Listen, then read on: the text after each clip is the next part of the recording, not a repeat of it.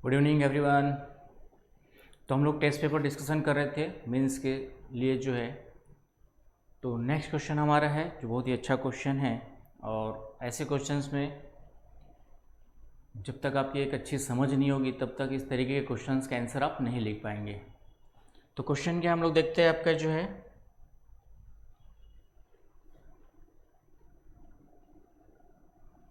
तो ये है आपके सामने स्क्रीन पर जो है आज का क्वेश्चन।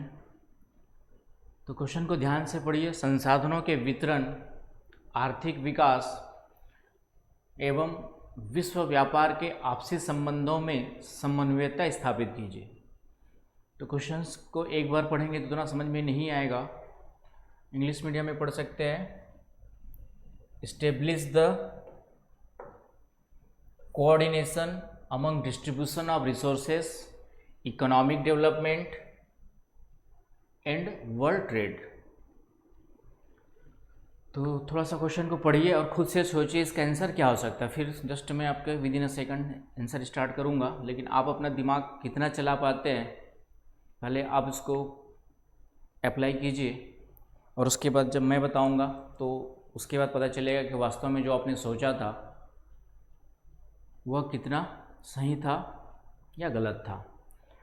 तो इस तरीके के क्वेश्चंस डायनामिक क्वेश्चंस में आते हैं। डायनामिक है, बहुत सारे टॉपिक्स को इंटरलिंक करके क्वेश्चन दिया है, और ये बहुत ही अच्छा क्वेश्चन है। तो इन फ्यूचर में इस तरीके से क्वेश्चंस आएंगे तो उसका आंसर कैसे हैंडल करना है वो हम लोग अभी डिस्कस करेंगे।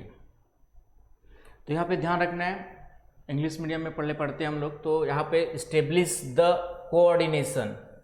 तो जब तक आपको एक कोऑर्डिनेशन का मीनिंग अच्छे से नहीं पता होगा, कोऑर्डिनेशन का मतलब क्या होता है, समन्वयता स्थापित। पब्लिक एडमिशन में हम लोग पढ़ते हैं, लोक प्रशासन में पढ़ाया जाता है coordination among the personals of any organisations.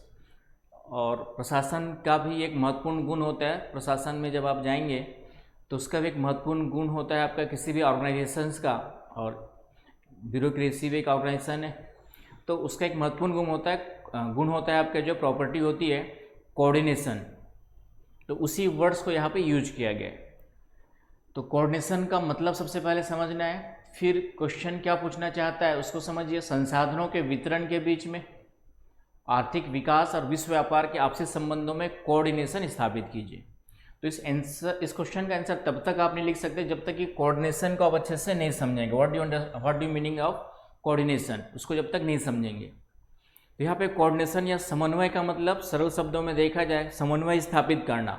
मतलब जब कहीं पर भी दो या दो से अधिक चीज़ें होती है, यदि ऑर्गेनाइजेशंस की बात करें तो दो या दो से अधिक कर्मचारी होते हैं हमारे किसी भी संगठन में जो है, तो उनके बीच समन्वय होना चाहिए, तभी जो है कोई भी कार्य अच्छे से हो पाएगा। अदरवाइज कार्यों का दोहराव हो सकता है। यदि कोऑर्डिनेशन नहीं होगा तो पता चल रहा है एक ही कार्य को दो तीन कर्मचारी करते बैठे हुए, तो इससे कुछ कार्य छूट भी सकते हैं। तो कोऑर्डिनेशन का मतलब होता है कि दो या दो से अधिक व्यक्तियों या वस्तुओं के बीच में एक सामंजस्य स्थापित करना, उनके बीच में जो है एक सामंजस्य स्थापित करना, उसको हम लोग कोऑर्डिनेशन कहते हैं। किसी भी समूह, किसी भी ग्रुप में जितने भी लोग हैं उनके बीच में क्या होना चाहिए, एक सामंजस्य होना चाहिए कि कौन सा काम कौन सा व्यक्ति कर रहा है, कौन सा किसको कर रहा है, तो उनको एक दूसरे को क्या होना चाहिए, इन्फॉर्मेशन होनी चाहिए। अदरवाइज कार्यों का दोहराव हो सकता है, डबलिंग ऑफ फंक्शन हो सकता है, या फिर कोई कार्य पता चल रहा है कि सामने वाला सोच रहा है कि ये कार्य वो कर रहा है और वो कार्य हो ही ना, छूट ही जाएगा। तो इस तरीके से कोऑर्डिनेशन को डिफाइन किया जाता है। आई बात समझ में? तो यहाँ पे कोऑर्डिनेशन को हम लोग इस कंटेक्स्ट में कैसे यूज करेंगे उसको देखिए। संसाधनों के वितरण, आर्थिक विकास और विश्व व्यापार के आपसी संबंध। तो हमारे पास तीन चीजें हैं। एक है वर्ल्ड डिस्ट्रीब्यूशन ऑफ संसाधन रिसोर्सेस, तो पूरा इसका हमको वर्ल्ड डिस्ट्रीब्यूशन यहाँ पे पेपर फर्स्ट में है, तो यहाँ पे वर्ल्ड रिसोर्सेज डिस्ट्रीब्यूशन के बारे में, तो वहाँ से इस टॉपिक को लिया गया है। फिर दूसरा है हमारे पास आर्थिक विकास, सेकंड है हमारा जो है आर्थिक विकास, इकोनॉमिक डेवलपमेंट,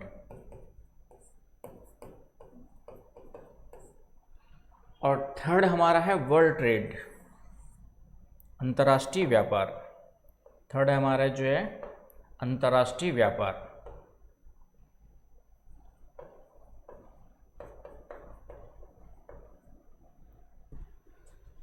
तो तीनों चीज़ें यहाँ पे, तीन चीज़ें दी हुई है, तीनों टॉपिक को मिला करके क्वेश्चन पूछा है। तो आप लोग जब इकोनॉमिक ज्योग्राफी पढ़ते हैं तो उस इकोनॉमिक ज्योग्राफी के सिलेबस में एक टॉपिक मिलेगा वर्ल्ड डिस्ट्रीब्यूशन ऑफ रिसोर्सेज, दूसरा टॉपिक दिया होगा economic development, measurement of economic development, इस तरीके से टॉपिक लिखा रहता है, और थर्ड लिखा रहता है आपका जो है अंतर्राष्ट्रीय व्यापार, इंटरनेशनल ट्रेड।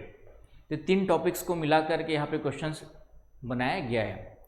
अब इसका आंसर क्या होगा, तो कोऑर्डिनेशन, इन तीनों के बीच में कोऑर्डिनेशन स्थापित करने की बात की जा रही है। इन तीनों के बीच में जो है समन्वय स्थापित करने की बात यहाँ पे की जा रही है कि तीनों के बीच में समन्वय कैसे स्थापित होगा, राइट। ये क्वेश्चन की रिक्वायरमेंट है। तो हम यदि देखें तो सबसे पहली बात, संसाधनों का जो वितरण है पूरे विश्व में सभी जगह समान नहीं है। कुछ क्षेत्रों में, या कह सकते हो कि संसाधनों का जो डिस्ट्रीब्यूशन है कुछ सीमित क्षेत्रों में ही स्थित है, सीमित क्षेत्रों में ही आपका जो है लिमिटेड है, एक लिमिटेड अमाउंट में भी आपका जो है। फिर आर्थिक विकास देखेंगे तो आर्थिक विकास भी पूरे विश्व में समान रूप से नहीं हुआ है। कुछ देश बहुत ज़्यादा विकसित है, कुछ विकासशील में है, कुछ अल्प विकसित है। यदि हम पूरे विश्व को बात करें तो 3 भागों में या 4 भागों में डिवाइड कर सकते हैं, अत्यधिक विकसित, विकसित, अल्प विकसित और विकासशील, राइट। तो विकास का स्तर भी सभी जगह समान नहीं है। और अंतर्राष्ट्रीय ट्रेड, अंतर्राष्ट्रीय व्यापार, अंतर्राष्ट्रीय व्यापार डेफिनेटली वर्तमान में वैश्वीकरण के युग में एक महत्वपूर्ण, किसी भी देश के आर्थिक विकास के लिए एक महत्वपूर्ण क्या है आपका जो है साधन है, महत्वपूर्ण। अब बिना अंतर्राष्ट्रीय व्यापार के अपना विकास नहीं कर सकते। यदि आप कोई देश सोचे कि मैं अकेला अलग थलग रह करके अपना विकास करूं, तो यह पॉसिबल नहीं है। डेफिनेटली अन्य विश्व के देशों के साथ जितना अच्छे संबंध आपके होंगे, अच्छे जुड़ाव आपके होंगे, उतना ही इंटरनेशनल ट्रेड आपका सभी देशों के साथ उतना ही अच्छा होगा, उतना ही आपके आर्थिक विकास की संभावना अधिक होगी। जैसे इजराइल की बात करें तो इजराइल स्वतंत्र हुए, 1948 में स्वतंत्र हुआ, लेकिन वर्तमान में एक विकसित देश के बराबर खड़ा है, जबकि वहाँ की परिस्थितियाँ उतनी अधिक, भौगोलिक परिस्थितियाँ देखा जाए, नेचुरल सर्कमस्टेंसेस देखा जाए तो उतनी अधिक जो है वहाँ पे फेवरेबल नहीं है। आधे से ज़्यादा डिजर्ट है, राइट।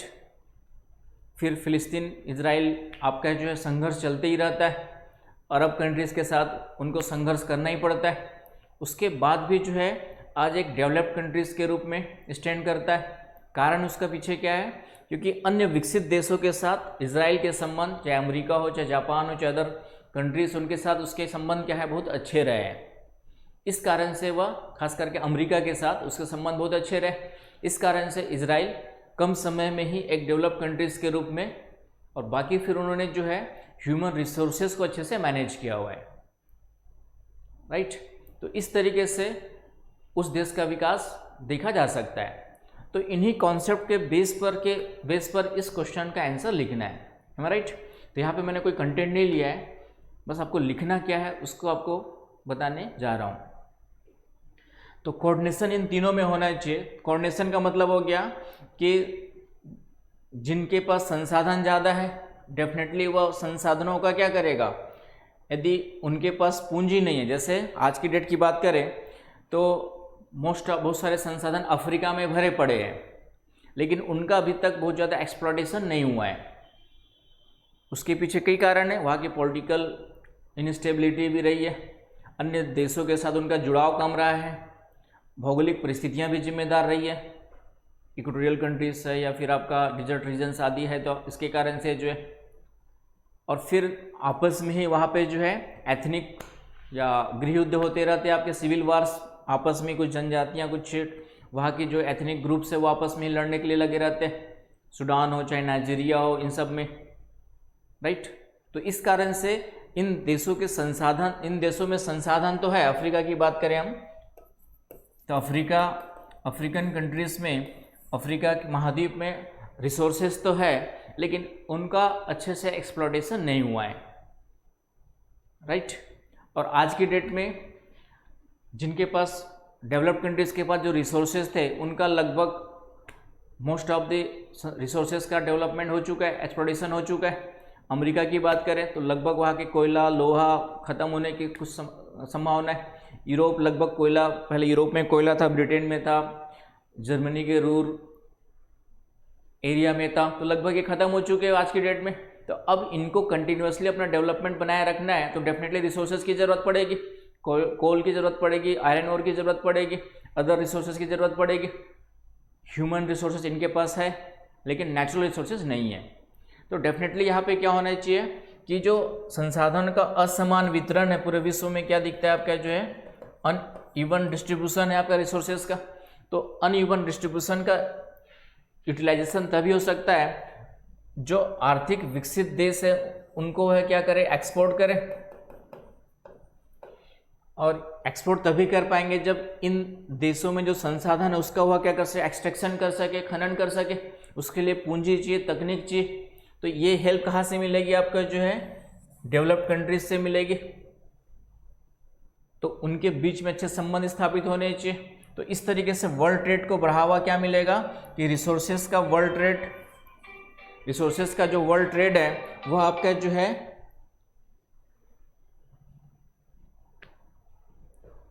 रिसोर्सेज का जो वर्ल्ड ट्रेड है वह विकसित देशों की और विकासशील देशों को जिनके पास संसाधन नहीं है उनकी ओर होना चाहिए। तो इनका विकास, जिनका विकास नहीं हुआ है वे विकास की गति को आगे बढ़ा सकते हैं और जिनका विकास हो चुका है वे विकास को कंटिन्यू बनाए रख सकते हैं। है राइट। और जो जिनके पास टेक्निक है, पूंजी है, जब तक ये इन देशों के हेल्प नहीं करेंगे तब तक, और वो हेल्प तभी होगा जब वहाँ पे पॉलिटिकल स्टेबिलिटी होगी, वहाँ के देशों के जो पॉलिटिकल सिस्टम है वह स्टेबल होगा, वे अपने देश के विकास के लिए कार्य करना चाहेंगे, तभी जो है वहाँ पे रिसोर्सेज के डेवलपमेंट के लिए पॉलिसी बनेगी और उसके लिए फिर अन्य देशों के साथ अच्छे संबंध बना करके टेक्नोलॉजी, कैपिटल आदि को क्या कर सकते हैं, वहाँ पे जो हम लोग इन्वेस्टमेंट कर सकते हैं। आई बात समझ में? तो ये पॉइंट ध्यान में रखना है आपको जो है।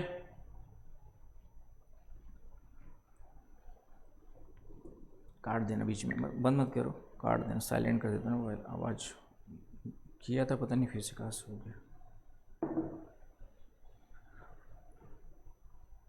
तो ये चीज़ हो गई आपकी यहाँ पर जो है राइट। अंतर्राष्ट्रीय व्यापार, डेफिनेटली अंतर्राष्ट्रीय व्यापार, इंटरनेशनल ट्रेड या वर्ल्ड ट्रेड कैसे होता है, जिनके पास जिस चीज़ की कमी होगी, जो डिफिशिएंट होगा, और जिसके पास जिसकी अधिकता होगी, सरप्लस होगा।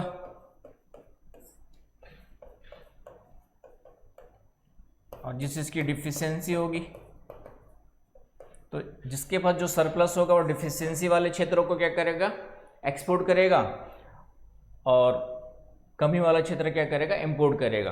तो जिनके पास रिसोर्सेस की कमी है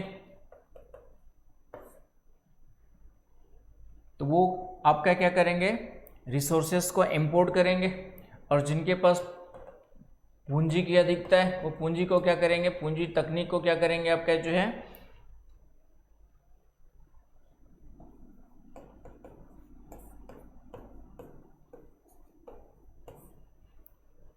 उसको वहाँ पे क्या करेंगे, इन्वेस्टमेंट करेंगे।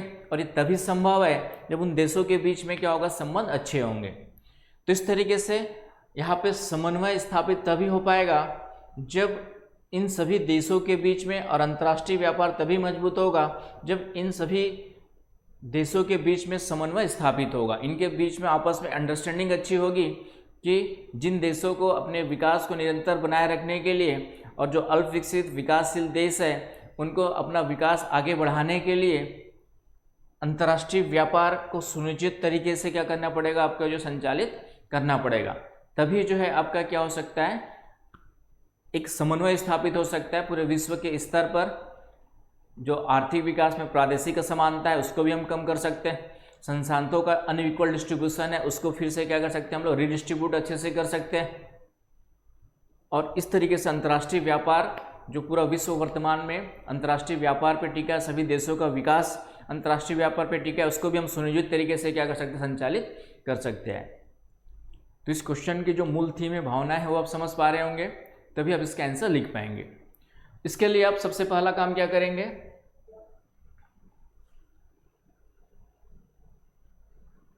तो सबसे पहला काम आपको करना है, एक पूरा वर्ल्ड का मैप बना सकते हैं आप, जिसमें सबसे पहले एक संसाधन का वितरण, कौन कौन से की रिसोर्सेज, जरूरी नहीं कि पूरे वर्ल्ड के सभी रिसोर्सेज को आप अच्छे से याद करके रखें, लेकिन मेन जो की रिसोर्सेज है उसका आप डिस्ट्रीब्यूशन दिखा सकते हैं पूरे वर्ल्ड में।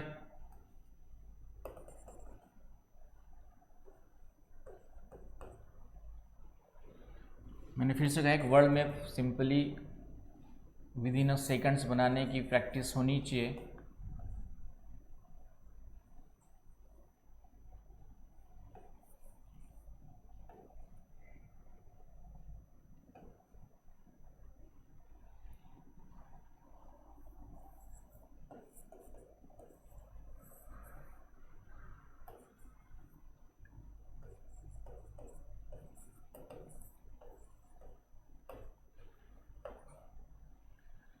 तो मोटा मोटी आपका वर्ल्ड का मैप इस तरीके से होगा।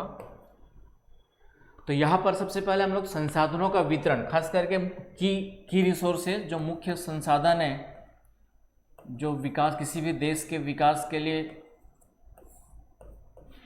आपका जो है एक मूलभूत संसाधन कहे जा सकते हैं, जैसे आपका एनर्जी रिसोर्सेस, कोल, पेट्रोल, इसमें आपका खास करके कोल है, पेट्रोल है, गैस है, आपका जो है न्यूक्लियर रिसोर्सेस हो सकता है, न्यूक्लियर। तो एनर्जी रिसोर्सेस का डिस्ट्रीब्यूशन की, कोल कहाँ कहाँ पे ज़्यादा मिलता है, कहाँ पे नहीं मिलता है, यूरेनियम कहाँ मिलता है, पेट्रोल गैस कहाँ मिलती है, तो इसका डिस्ट्रीब्यूशन हम एक बार दे सकते हैं मोटा मोटी कि अमेरिका में कहाँ पर है, साउथ अमेरिका में कोल का कंसंट्रेशन कहाँ पर है, अफ्रीका में है या नहीं है। पेट्रोल गैस आपका पूरा का पूरा मिडिल ईस्ट आ जाएगा और अदर जो भी रीजन्स है। इसके अलावा आयरन और बॉक्साइट, ये आपके अबायोटिक रिसोर्सेस है। उसके अलावा बायोटिक रिसोर्सेस, फीस वगैरह, जो बायोटिक रिसोर्सेस हमारे जैविक संसाधन है, उसका भी थोड़ा सा डिस्ट्रीब्यूशन बता सकते हैं, क्योंकि उसका भी यूटिलाइजेशन फूड सिक्योरिटी आदि के लिए इंपॉर्टेंट है। तो इस तरीके से मेजर की रिसोर्सेज, जिसमें एनर्जी रिसोर्सेज को कंसिडर करना है, कुछ मिनरल रिसोर्सेज में आपका आयरन और बॉक्साइट, आपका गोल्ड, प्लेटिनम, डायमंड, जो आपके थोड़ा सा प्रेशियस मूल्यवान क्या है आपके जो है मिनरल्स है, उनको लेकर के डिस्ट्रीब्यूशन दिखा सकते हैं। तो ये वर्ल्ड डिस्ट्रीब्यूशन ऑफ रिसोर्सेज। तो इसको एक दिखाने के बाद एक पैराग्राफ बनाएंगे कि इस विश्व में संसाधनों के वितरण को देखने से स्पष्ट हो जाता है कि डिस्ट्रीब्यूशन क्या है, अनइक्वल है, अनइवन है। आई बात समझ, असमान वितरण देखा जा सकता है। तो इस चीज़ को लेकर के हम लोग, लेकिन सिर्फ संसाधन होने से ही विकास हो जाए ये भी ज़रूरी नहीं है। जापान का एग्जांपल दे सकते हैं आप कि जापान के पास लिमिटेड रिसोर्सेस है, उसके बाद भी वह डेवलप्ड कंट्रीज़ के रूप में आज की डेट में खड़ा है।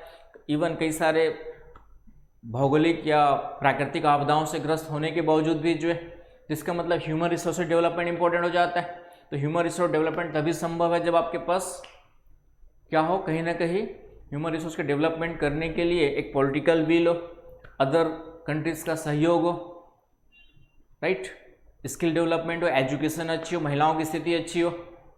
तो नेचुरल रिसोर्सेस एक आधार जरूर प्रदान करता है, बट नेचुरल रिसोर्स होने से ही विकास हो जरूरी नहीं है। तो यह स्थिति देखी जा सकती है विकास के स्तर पर। तो ये हो गया आपका एक जापान का एग्जांपल दे करके बता सकते हैं कि नेचुरल रिसोर्स नहीं होने के बावजूद डेवलप्ड है। क्यों? क्योंकि बाहरी इंपोर्ट करके उसने क्या किया, अपना ह्यूमन रिसोर्स डेवलपमेंट किया, और ह्यूमन रिसोर्स डेवलपमेंट को जो उसने अच्छे से यूटिलाइज किया मशीनरी इंडस्ट्रीज के लिए, और इस तरीके से उन वस्तुओं का फिर उन्होंने क्या किया, एक्सपोर्ट किया, और फिर अदर मिनरल्स वगैरह को इंपोर्ट करके वह क्या करता है, अपने देश के विकास में कंट्रीब्यूशन लेता है। तो एक जापान का एग्जांपल दे सकते हो।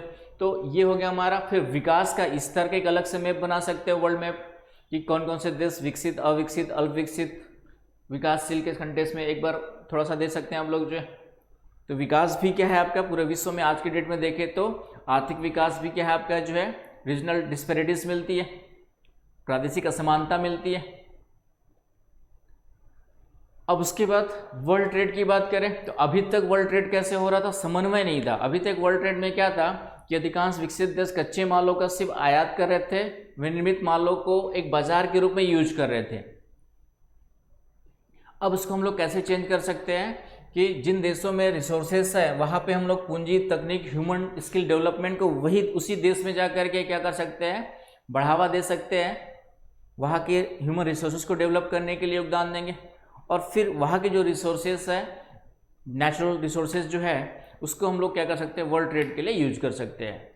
और जो विनिर्मित गुड्स है उसको हम लोग क्या कर सकते हैं, आपके जो है उन देशों में एक्सपोर्ट के लिए यूज कर सकते हैं। तो जो चीज़ जिस क्षेत्र में ज़्यादा है तो इसको अच्छे से समन्वय स्थापित करके हम पूरे विश्व में आर्थिक विकास में जो असमानता मिलती है उसको क्या कर सकते हैं, दूर कर सकते हैं। इसके लिए वर्ल्ड ट्रेड एक महत्वपूर्ण रोल प्ले करेगा,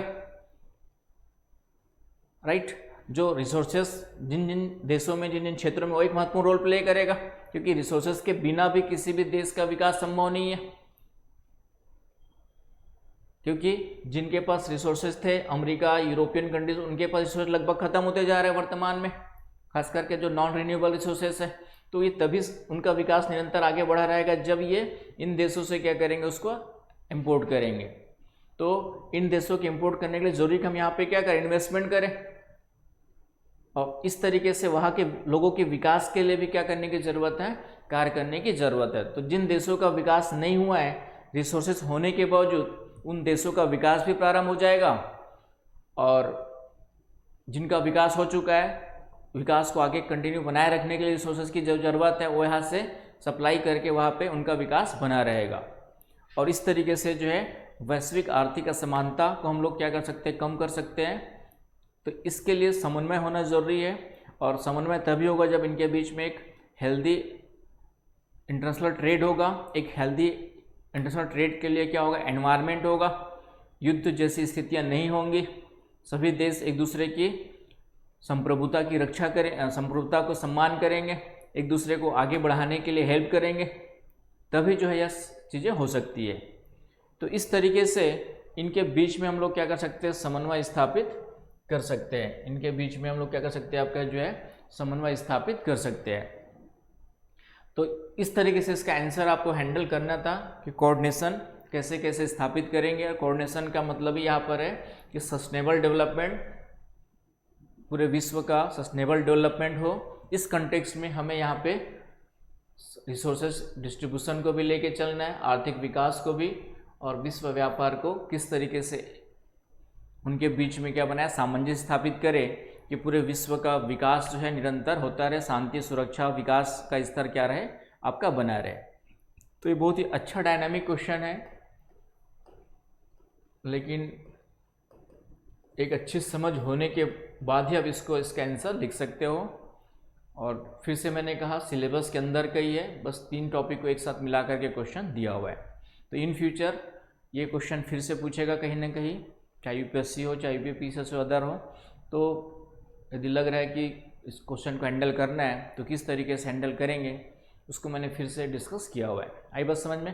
तो इस तरीके के डायनामिक क्वेश्चंस को यदि आप लिखते हैं तो डेफिनेटली बहुत अधिकांश बच्चे इसको लिखेंगे, या लिखेंगे तो भी उसके रिक्वायरमेंट को सही तरीके से समझ पाएँ, यह थोड़ा सा मुश्किल होता है। आई बात समझ में? क्वेश्चन को जब तक आप इसलिए क्वेश्चंस को ध्यान से पढ़ना है, हिंदी इंग्लिश दोनों में पढ़ना है। तो यहाँ पे एस्टेब्लिश द कोऑर्डिनेशन, ये ज़्यादा इंपॉर्टेंट, यहाँ पे ज़्यादा क्लियर हो रहा है। लास्ट समन्वयता स्थापित कीजिए कि कंटेक्ट उसकी तुलना में। तो कभी कभी इंग्लिश में ज़्यादा चीज़ें क्लियर हो पाती है हिंदी की तुलना में, और कभी इंग्लिश में नहीं होती तो हिंदी भी कभी कभी सपोर्ट करता है, वाइस वर्सा। तो ये थोड़ा सा ध्यान में रखना है। तो ये हो गया हमारा, तो ये आपका पेपर फर्स्ट का डिस्कशन कंप्लीट होता है। नेक्स्ट पेपर सेकंड आएंगे हम लोग। Thank you.